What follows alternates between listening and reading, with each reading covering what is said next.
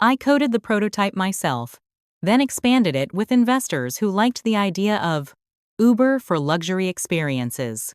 We automated everything: bookings, vendor payments, guest data. Every champagne flute in the city was a line of code I controlled. But control is an illusion. The first crack came quietly, like a hairline fracture on glass. One evening, while syncing schedules on the family iPad Alex used for our shared calendar, I noticed his cloud account hadn't logged out. I wasn't snooping. At least, that's what I told myself. I was just double-checking the guest confirmations for his mother's upcoming birthday gala. That's when I saw the folder. Zurich transfers. The dates aligned perfectly with the weeks he'd claimed to be in Miami for a real estate project. Inside were PDF statements from a Swiss banking app, showing transfers millions between shell companies I didn't recognize. At the bottom of one email thread was a single line from his lawyer. We can bury the crypto losses if Victoria moves the family trust before Q4 filings. Keep Emma's name off this chain. For a moment, I couldn't breathe. Then, a second notification blinked into the corner of the screen. A text message from someone named Sophia Langford. Ultrasound went well. 5 months today. Wish you were here. My stomach hollowed out. The name was familiar. She was the daughter of an old money banker, someone Alex had dated before me. I had even shaken her hand once at a charity auction. Her smile had been polite, too polite. I scrolled up. The messages were recent, affectionate, unashamed. Photos of sonograms. Selfies from some resort with the caption, "Our little secret." It was a peculiar kind of pain. The kind that doesn't explode but seeps, cold and slow, into your bloodstream.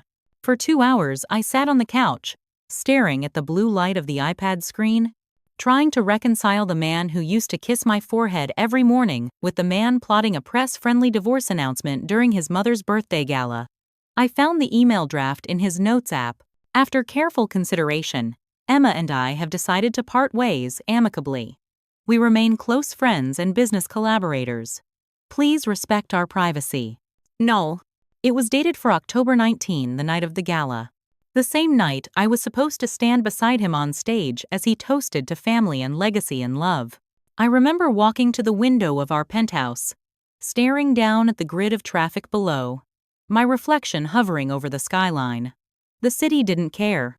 The city never cared. But I had built something the Whitmores couldn't buy. A digital empire that pulsed beneath the same skyline they thought they owned. And that's when a strange calm came over me. If they wanted a performance, I'd give them one. The next week was a blur of motion and silence. Victoria called meetings I wasn't invited to. Alex moved out temporarily under the excuse of work stress. I was quietly removed from the family group chat. The household staff stopped making eye contact. It was like watching my own life get uninvited from itself. I played along. I smiled at fittings, signed off on budgets, confirmed drone patterns. No one noticed the small updates I made to the Elite Events Control app, the admin permissions, the live stream access, the cloud synchronization that connected the venue's smart system to my private server. Every night, I recorded audio logs, forwarded documents to a hidden folder, and built a case the way a woman stitches her own parachute before being thrown from a plane. There was a moment, 3 days before the gala, when Victoria summoned me to the family penthouse. She wanted to approve final aesthetics. When I arrived, she was seated beside Alex, her posture perfect, a glass of something amber swirling in her hand. The windows framed the river like a painting. "Emma," she said, her tone light, "you've truly outdone yourself. Everyone's talking about this gala already. The governor, the museum board, simply everyone." "Thank you," I said, keeping my voice steady. She smiled thinly. "That's why it's important we present a unified image that evening." Alex avoided my eyes. Victoria continued. "Afterward, we'll have a small press announcement. Just a little family update. I assume you'll be graceful about it." "Graceful," I repeated, tasting the word. She stood, brushing invisible lint from her sleeve. "Legacy requires sacrifice, dear. You of all people should understand that." For the first time, I saw it clearly, the performance behind her eyes. This wasn't personal. It was branding. As I left, I caught my reflection in the elevator mirror. A perfectly composed woman walking away from a dynasty that never saw her coming. The night before the gala, I lay awake in the penthouse guest room that used to be mine.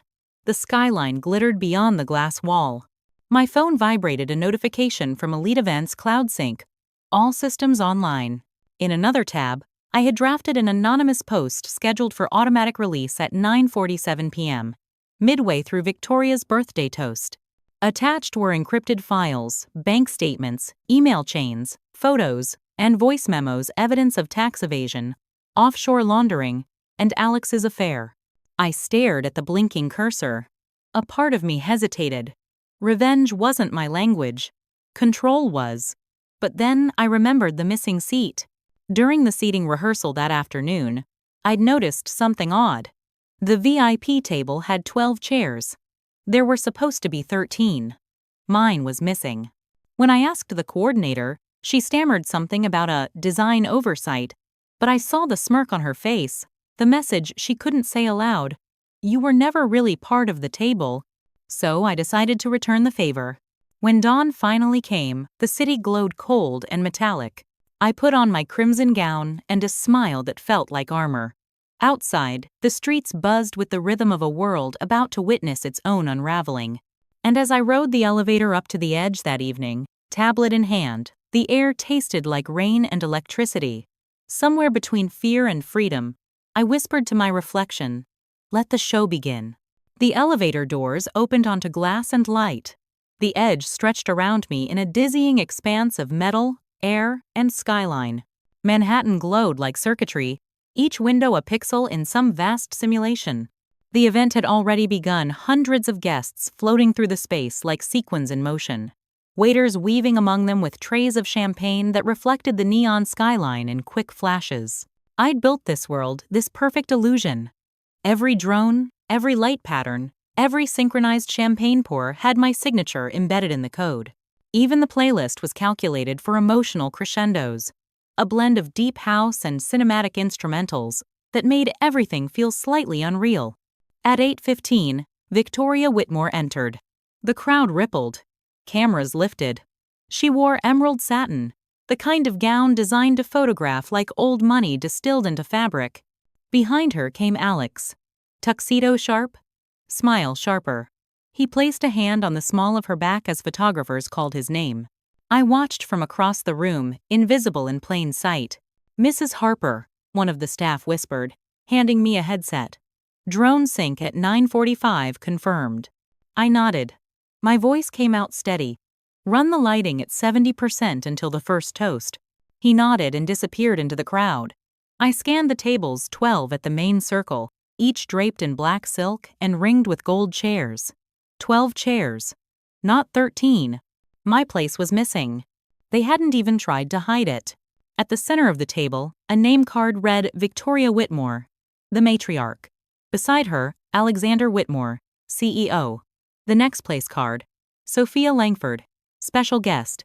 Sophia. She looked luminous, pregnant glow barely hidden beneath the silver dress. I wondered if anyone else noticed how her hand lingered on her stomach when she laughed at something Alex said. Probably not. The Whitmores were experts at narrative control. "Emma, darling." Victoria's voice sliced through the air like crystal. She approached with a smile polished for the cameras. "Everything looks divine. Truly, you've outdone yourself." "Thank you," I said. She gestured toward the table. "You don't mind floating between guests, do you? As our gracious host?" We simply ran out of room. My mouth curled into a small, practiced smile. "Of course.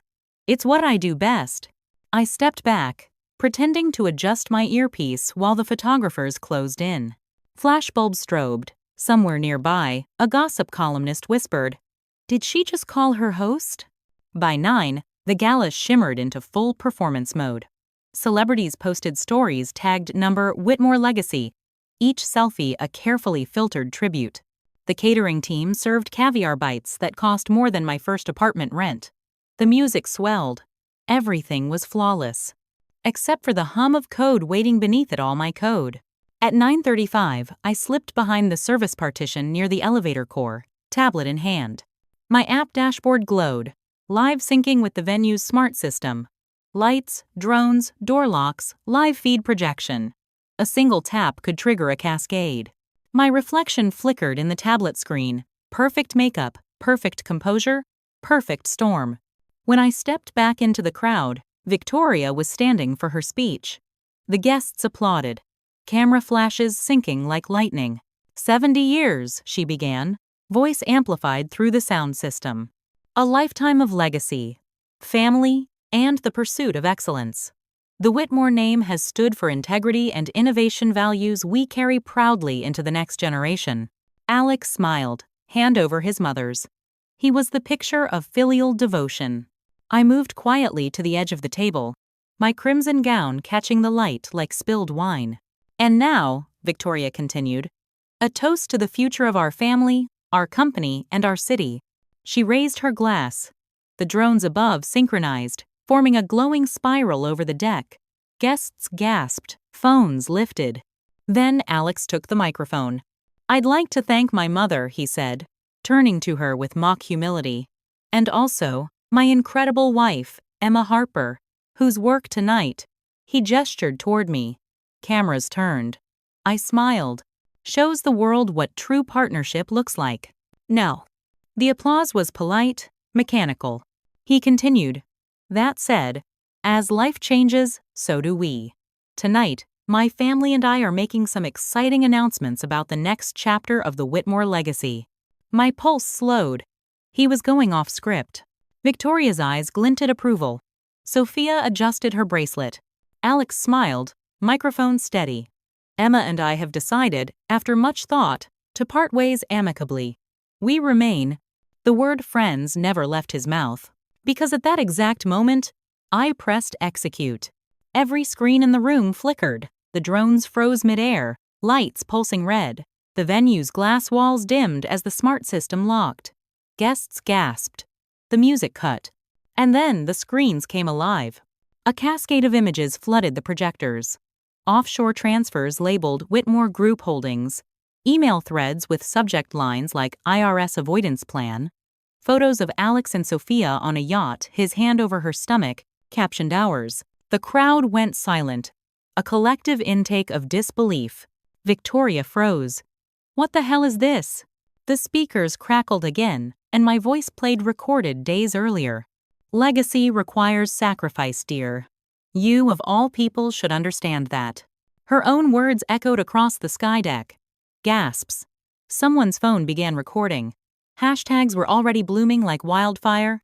Number, Whitmore scandal. Number, The Edge Gala. Number, legacy fall. Alex dropped the mic, face pale. Emma, what did you do? I looked at him, just making sure no one forgets my seat at the table. Chaos erupted. Security scrambled toward the exits, but the doors remained sealed for a full 30 seconds, just long enough for 20 different live streams to capture the pandemonium. Guests shouted, phones flashed, voices overlapped in disbelief. Victoria lunged for my tablet, fingers clawing. You ungrateful! She grabbed my wrist. For a second, her diamond ring sliced against my skin, drawing a thin line of red. I yanked back, the tablet slipping to the floor. Alex moved toward us, shouting. Stop it, he yelled. You'll destroy everything. Everything? I laughed, breathless. You already did that yourself. Security managed to override the lock. The doors hissed open. Guests spilled toward the elevators in panic.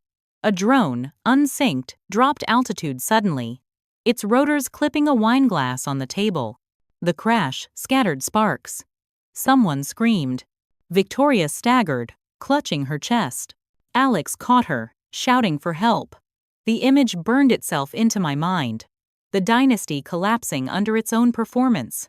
I turned and ran. Down the service corridor, heels clattering on metal.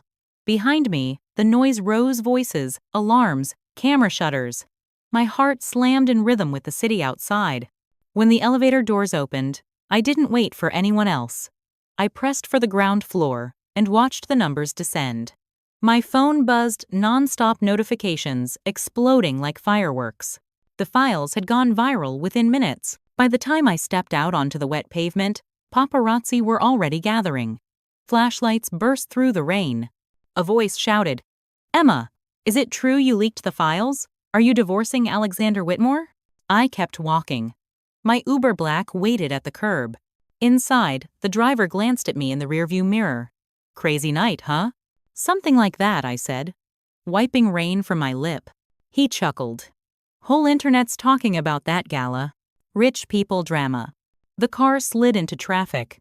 I looked back once, the edge glowing faintly against the skyline, the top floors flickering like a dying signal.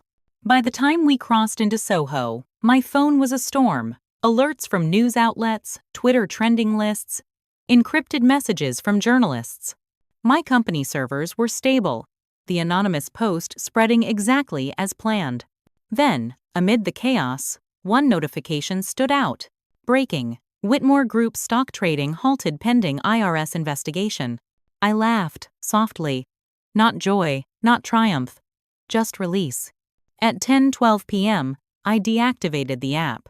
The city lights blurred through the rain-slick window. My reflection looked both foreign and frighteningly real, a woman who had built her own empire inside a gilded cage and burned it down when they locked the door. When the car stopped outside my apartment downtown, I stepped out into the drizzle. My dress clung heavy against my skin. Somewhere behind me, sirens echoed toward Midtown. The air smelled of ozone and smoke and something like freedom. I walked inside, peeled off my heels, and stood in silence. The city hummed. The phone buzzed again, unknown number. I hesitated, then answered. "Emma Harper," a Male voice asked. Professional, clipped. "Yes. This is Special Agent Alvarez with the Internal Revenue Service. We'd like to speak with you about the evidence you submitted." "No." I froze. The rain tapped against the window, steady and relentless. "I'm listening," I said. "Tomorrow morning, Federal Plaza, 9 a.m. The line went dead. I set the phone down, exhaled, and for the first time that night, felt something almost like peace. The performance was over. But the spotlight had only just begun to burn. The morning after the gala, New York looked the same, which felt like a betrayal. Delivery bikes carved bright lines through puddles. A woman in running shoes paused at a crosswalk, checking her watch with the crisp anxiety of someone who'd promised herself she'd start trusting her body. Yellow cabs honked their ancient chorus.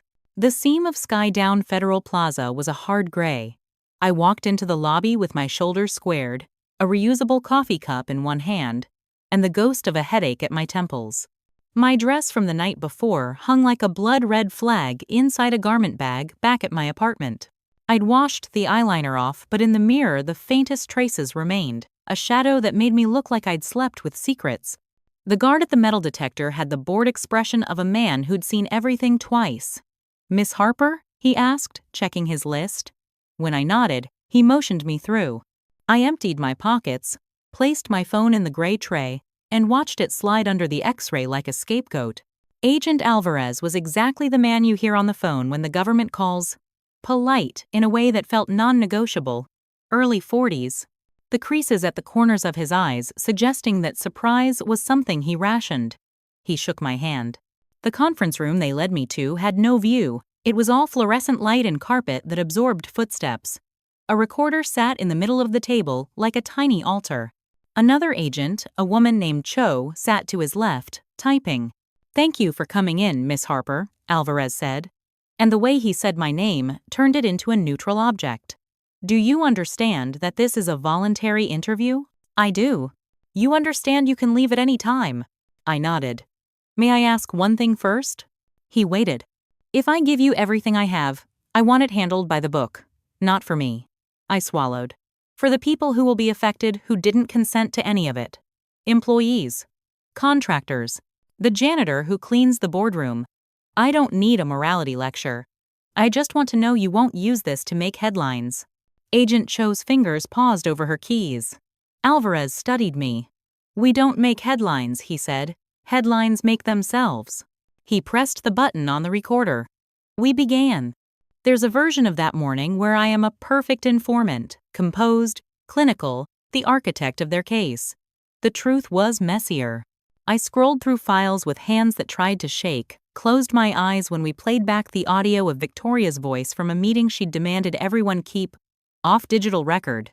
As if the phrase were a magic spell, the word legacy echoed on the playback with the same brittle authority it had on the Skydeck. I showed them the timelines I'd built. I explained how the shell companies intersected like a bad constellation. I laid out the offshore transfers and a name that came up too many times for coincidence. A boutique financial firm that called itself a risk orchestration consultancy, which is how cowards say we'll hide your money. "Why didn't you come to us before last night?" Alvarez asked. I looked at my hands.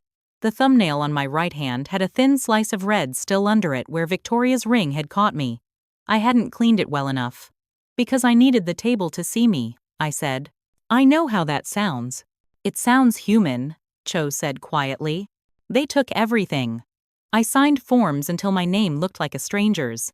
When I left the building hours later, the sky had opened and the rain had upgraded from performance to fact. My phone was a battlefield. Lawyers, journalists, investors. My mother, who had texted 3 times, "Are you safe? Call me." I saw a woman on TV in a red dress, and then I realized. I called her and we spoke in the careful code of 2 women who loved each other enough to avoid the wrong words. She told me she was proud. She told me to drink water. She asked if I was eating. I promised her I was. That afternoon, the raid happened. It was a headline pushed into your face by every screen you passed. IRS. FBI execute search warrant at Whitmore Group headquarters. Grainy zooms of men in jackets. Paper boxes carried out like the guts of a company. People in suits with that uniquely Manhattan expression of practiced indignation.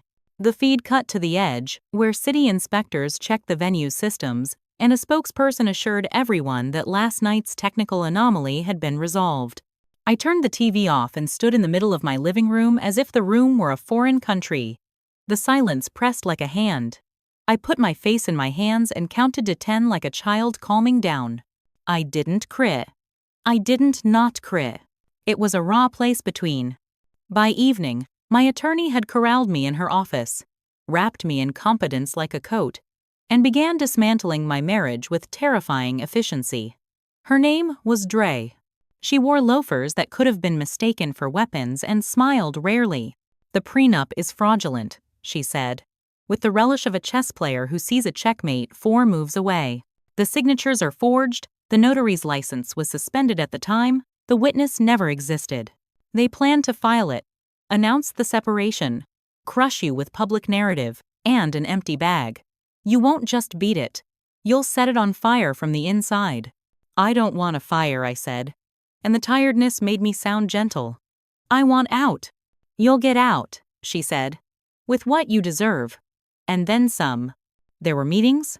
There were filings. There were lines in courthouses made of people who thought the law was a hallway to walk through fast if you had money. There were whispers in elevators and eyes on me that slid away, as if my gaze were a light too bright. There were phone calls for public relations, cleanup, and story shaping. There were offers to consult on a podcast. I refused all of it. That night, Alex called. "Emma." His voice was hoarse, as if he had been screaming or smoked an entire year. "Please, just hear me." I almost hung up. Instead, I walked to the window and looked down at the block like a patient studying a heart monitor. "I'm listening," I said, because that had been the promise I'd made to myself when I decided to be the adult in the room.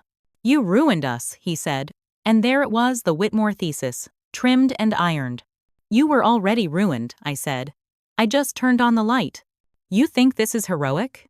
Do you understand what will happen? To my mother? To the staff? To Sophia?" I supplied. "How is she?" Silence. "I never meant for you to see it," he said finally, and I could hear the boy he had been inside the man who had chosen this. "I never meant to hurt you. You made a calendar announcement to hurt me on stage," I said, and my voice surprised me with how calm it sounded. "You sent the draft to your PR team. You had a hashtag in the notes." "Emma, I don't want your apology," I said. "I don't want your theater. I'm going to be arrested," he blurted, as if the words could change their own shape once spoken. I closed my eyes. I had wanted this once, in the crude way that pain wants everything to be visible. Now it just felt like weather. Then hire a lawyer, I said softly. Tell the truth. Do one thing that isn't choreography. He didn't respond. His breath snagged at the end of the line like a thread on a nail.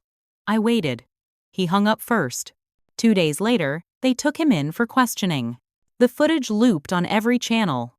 Alex in a navy suit, jaw tense, escorted by men who did not care about the cut of his lapels.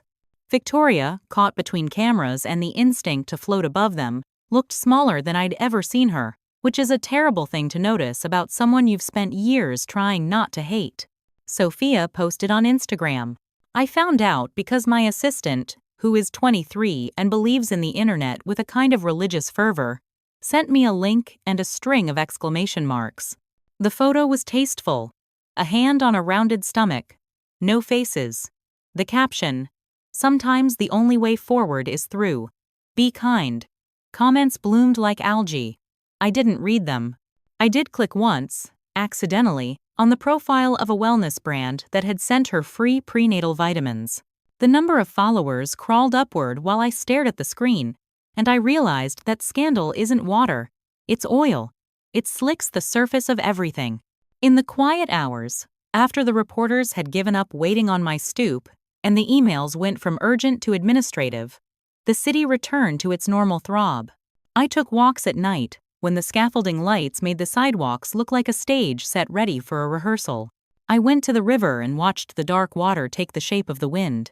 I bought a hot dog from a cart and burned my tongue and felt briefly, almost hilariously alive. I slept. I woke.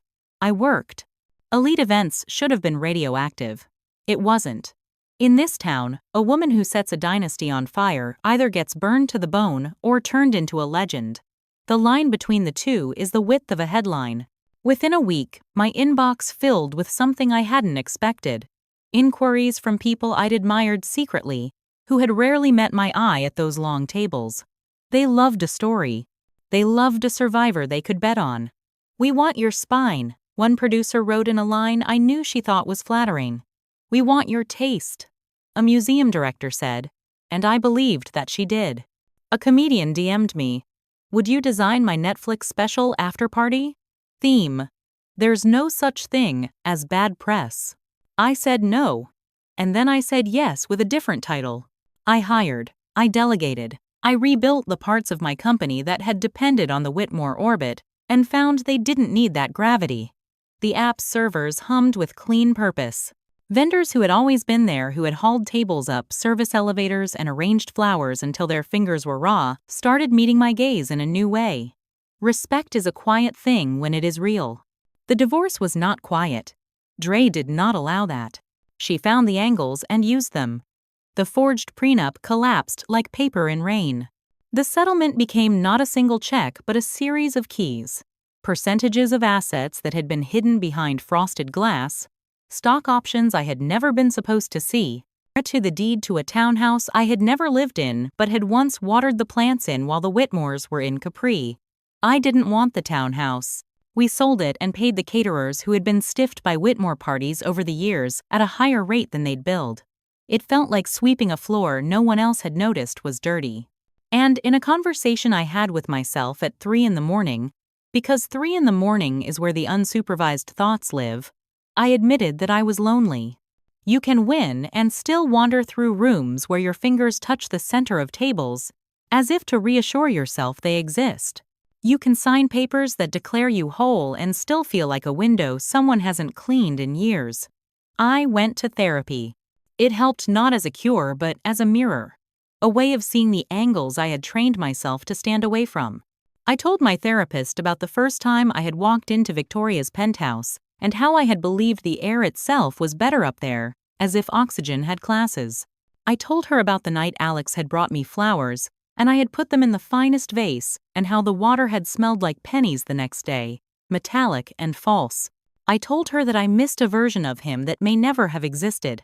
In late winter, the city shrugged itself into a harsh, crystalline beauty. I traveled to Los Angeles to stage a gala. It was for a foundation that believed in paying the interns and cited me at a board meeting as a case study in strategic courage. which made me want to laugh until I cried, or vice versa.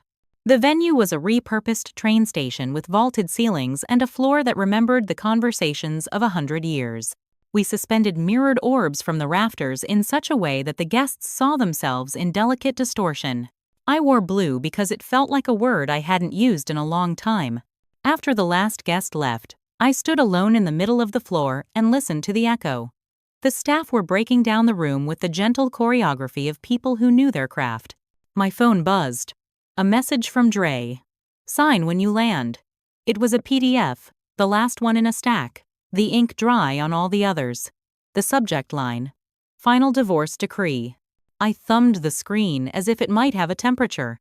I didn't sign then. I wanted to do it in daylight, in my own bed, with the city in my window like an honest witness. When I returned to New York, there was a letter waiting. It was from Victoria. I recognized the stationery before I saw her name. Heavy paper, edges that looked hand-cut. The kind of envelope that assumed your handmaids would open it. I considered throwing it away. I opened it. The handwriting was very neat. Emma, it read, I am told by various attorneys that I should not communicate with you, but I have found the past months clarifying in a way a boardroom never is. You should know that I never believed you were small. That was the threat you posed. I thought I could manage you. I could not. I am not asking for forgiveness. I am asking for accuracy. You were good at what you did. You continue to be good. We were careless with you because we were careless with ourselves. That is a sin we have been paid for. Do not mistake this for affection. It is respect, and perhaps the only kind I have ever been taught to give. Take it if it is useful. Disregard it if it is poison. Do not answer this letter. If we see each other in a room one day, nod, and we will both be spared a scene. V. I read it twice. I placed it back in the envelope as if it might break free. I did not frame it. I did not shred it. I slid it into a drawer with the manual for my dishwasher. There are things that belong among instructions for everyday survival. The day the decree arrived, I signed it in the morning light with a pen that had no story. The ink pooled, then dried. My signature was my name again. A week later, a reporter printed a photo of me walking out of a cafe in flats and a sweater, holding a baguette like a cliché. The caption called me the woman who pulled the curtain. I do not remember buying the bread. I do remember the young woman at the counter who poured my coffee and said, without looking up, I hope you're okay, and how that felt like being seen without being photographed. Spring came. The first warm night smelled like laundry and the crush of tulips. I went to a museum gala as a guest, a strange pleasure. My name card was there, printed cleanly, centered on a real seat at a table where people asked me about my work as if it weren't a synonym for the crime scene in their heads. An artist I loved, who made sculptures that looked like the inside of a thought, asked me if the drones at the LA Gala had been coded to mirror heartbeat patterns. I said they had. He nodded in the way artists do when they feel their own work has found a cousin in the world. That night, on my way home, a man stopped me on the sidewalk, breathless, young, nervous. I just wanted to say, he blurted, my sister worked as a server at a Whitmore charity dinner 2 years ago and they didn't pay overtime, and anyway, you're like a folk hero to her. Sorry, I'll go. Tell your sister, I said, that folk heroes burn too. And then I smiled so he wouldn't carry that home. In summer, the Whitmore trial began.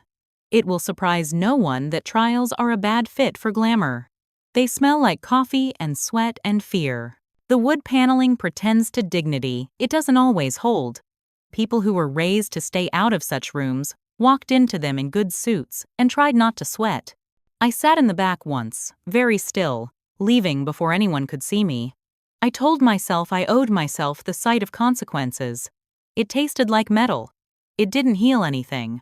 It didn't reopen anything either.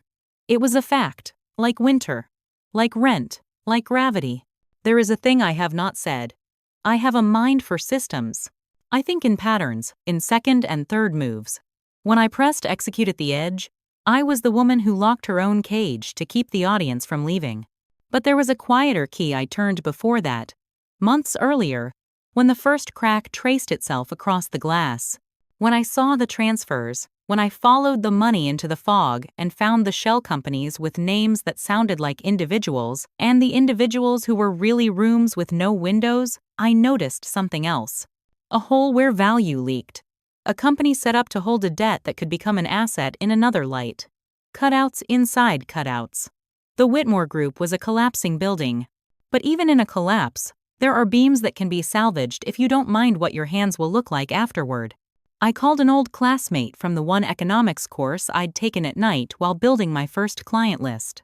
He lived in a world that had its own language. I asked him how to say what I meant without being heard by the wrong ears. He laughed. "You want to learn how to whisper in a hurricane," he said. Okay. I set up a company. It had a name with no sentiment in it. It had an address that could have been anywhere. Through it, carefully, I began to buy. Not headlines. Not houses, but slivers. Pennies on the dollar for the pieces that the market treated like contaminated water. The shares were voting, and then they were not, and then they were again, because of a filing no one had read all the way through in years. I did this the way you choose furniture in an empty house. Slowly, asking each thing whether it would hurt or help. I did it with money that had been clean, and with money that had been paid to me because someone else's books were dirty. I did it while telling myself I was building a hedge, not a monument. I did it knowing that if I ever had to explain it in a room with echoing footsteps, I would tell the truth, that I didn't want to own them. I wanted not to be owned by them anymore.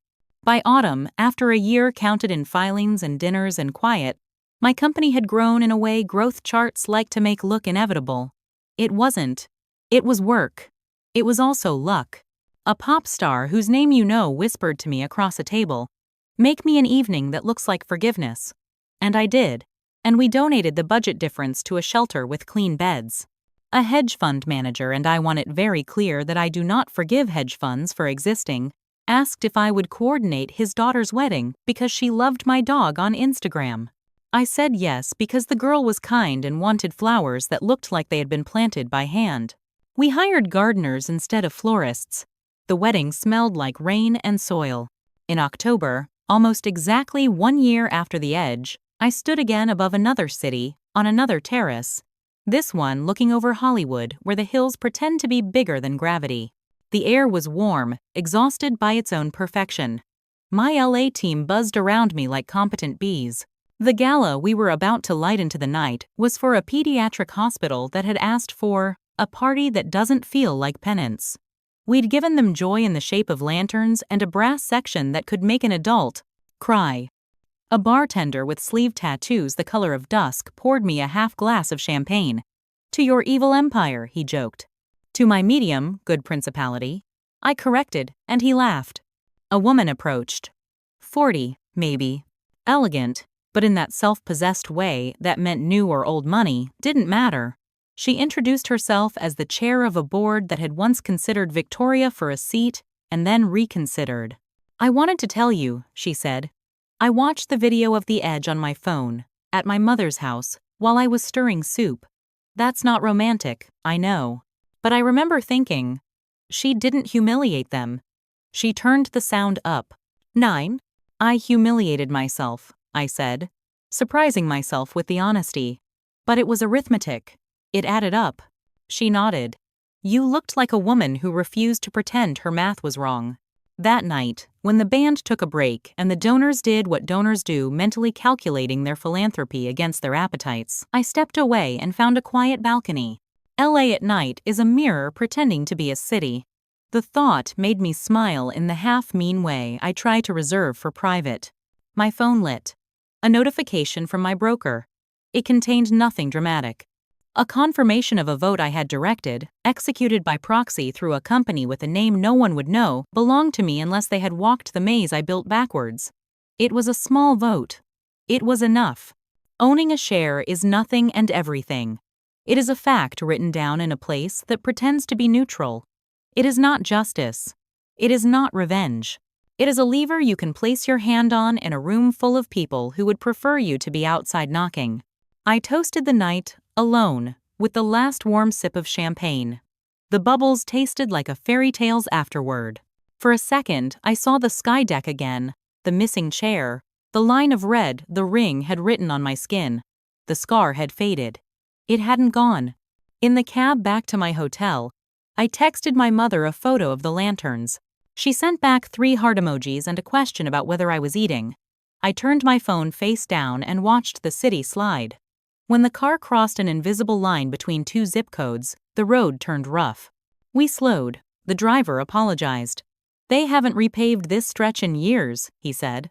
"People complain. It's complicated." "It's always complicated," I said, and he laughed, as if I had told a joke, and maybe I had. On my last morning in LA, I took a walk at sunrise. The streetlights clicked off one by one as if a giant were remembering how to save electricity. I passed a yoga studio where a dozen women breathed in unison to a man whose voice sounded like a hammock. I passed a bakery opening its doors to put trays of croissants in the glass as if happiness could be proofed. I thought of Sophia, of her baby by then, a fact with eyes and a laugh somewhere in an apartment I would never enter. I wished that child a world without tables with missing chairs. I thought it and meant it, and then, because I am human and not holy, I thought of a future board meeting where my vote would make a thin, decisive difference, and a satisfaction like a hand settling in the small of my back slid into my body. It wasn't pretty. It was true. I flew home to New York, and the city met me like a friend who hadn't waited up but left the porch light on. The first night back, I ordered soup and ate it in bed with the window cracked open to let in the sound of someone dragging a suitcase down the sidewalk. There was a plant in my bedroom that had almost died, and then decided, on its own schedule, to resurrect. I touched its leaves, and they were the exact right kind of alive. Not performative, not glossy, just green. There is an argument people like to have about whether power corrupts or reveals. I have begun to think it does both, and that the trick is to count your fingers afterward. I have all 10. They shake less than they did that morning at Federal Plaza. When I catch my reflection in glass now, I see a woman I don't rush to perform for. I stand beside her. Sometimes we nod. On an evening when the air over the Hudson wore that specific blue it only wears in October, I walked past the edge. There were tourists posing on the glass triangle, stepping onto it with the apprehensive joy of people choosing fear in a controlled environment. Their friends filmed them. A teenage boy in a puffer jacket pretended to fall, then grinned as his girlfriend smacked his arm. I smiled. I did not go up. I sat on a bench and took out a notebook. I wrote a list of all the names I had ever been called: social climber, innovator, homewrecker, visionary, tastemaker, snake, survivor, brand, woman. I circled none of them. I wrote my own name. I closed the notebook. I went home. People ask sometimes if I regret it, the lock, the leaks, the spectacle. I tell them that regret is a luxury I can afford now, which makes it dangerous. I say that if I could do it again, I would be gentler. That is probably a lie. I say that the cost of silence was higher. That is the truest thing I know. I say that I did what I had to do with the tools I had and the training I lacked, and if they want a heroine, they should go to the movies because I am a person. The invitation arrived in late fall. A museum in Los Angeles wanted me to design their annual gala. They had written the brief with an elegance that felt like a hand held out, not a performance. They wanted something that looked like the future without insulting the past. They wanted hope without sugar. They wanted a night that ended before midnight because the board members were old and honest about it. I said yes. I flew out. I did the work. The night was beautiful in a way that did not demand applause, and I watched a man in a tuxedo take his wife's hand as if he had remembered something important. My team cleaned confetti until 2 a.m. They left the floor better than they'd found it. Later that year, in a meeting arranged by people who believed in creating narratives as if they were infrastructure, I saw Victoria again. It was a small room with bad coffee, the kind that tastes like the inside of a battery. We were there to negotiate something practical and boring and necessary. She was thinner. The hairs at her temple had the audacity to be honest. She looked at me as if I were a painting she didn't remember commissioning. We did not hug. We did not say each other's names. We spoke about numbers. We agreed on them. At the end, we stood. She extended her hand. I took it. For a moment, We were two women who had both mistaken a table for a truth. I nodded. She nodded. We were spared a scene. On the 1-year anniversary of the night that turned my life into something else, my staff surprised me at the office. There was cake that tasted like someone had Googled the phrase celebratory cake and done exactly what the first result said, and it was perfect. There were balloons that made the ceiling look nearer in that way. Balloons do that isn't science. There was music. They made a toast awkward and sweet, and I could see that none of them knew if I wanted to hear the word congratulations attached to an explosion I had lit myself. I saved them and said it first. After they left, I sat at my desk with the windows open to the sound of a city that refuses to whisper. I put my feet up like a man in a movie. I thought about that chair. The missing one. How lack can be more defining than possession. How the outline of something we are denied can end up drawing us better than the thing itself. I thought about the seat at the table I have now that no one can remove because I made it out of my name and my work, and the willingness to stay in a room after the music stops. I thought about the chair I keep empty in my head for the version of me who did not need to burn it all down to be believed. Sometimes she sits in it and scolds me. Sometimes she claps. Always, she listens. And then I closed my eyes and, for a minute, the noise withdrew. In that brief silence, I didn't hear sirens or champagne or the metallic edge of a microphone. I heard something else. The sound of a woman setting a place for herself and not apologizing for the noise the chair makes when it is pulled out at last.